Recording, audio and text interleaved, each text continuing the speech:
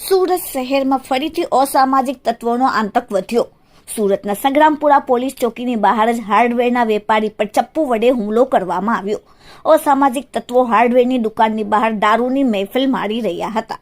વેપારીએ દુકાન ખોલવા જતા દુકાનની બહાર દારૂની બોટલો પડેલ હતી। દુકાન પાસે દારૂ ન પીવા ટકોર મારતા અસામાજિક તત્વોએ ચપ્પુ વડે વેપારી પર હુમલો કર્યો। હુમલામાં વેપારીને પગના ભાગે ગંભીર ઈજાઓ પહોંચી। વેપારીને 108 મારફત સુરતની સિવિલ હોસ્પિટલમાં સારવાર અર્થે ખસેડવામાં આવ્યો। બસંત બૈદાન રામ નવસારી બજારમાં હાર્ડવેરની દુકાન ચલાવે છે। નવસારી બજાર સંગ્રામપુરામાં અસામાજિક તત્વો હોય છે અને જેનો રોજ આતંક હોય છે તેવો આક્ષેપ કર્યો। વેપારીએ અસામાજિક તત્વો પર કડક કાર્યવાહીની માંગ કરી। વેપારીએ આક્ષેપ કરતા કહ્યું કે રાહુલ કુમાર સોલંકી અને તેમના મિત્રો દ્વારા વારંવાર અહીં દારૂ પીવામાં આવે છે અને આ વિસ્તારમાં સખત આતંક મચાવવામાં આવે છે, તેથી પોલીસને તાત્કાલિક કડક કાર્યવાહી કરવાની માંગ કરી। Bureau report, daily India TV, Surat.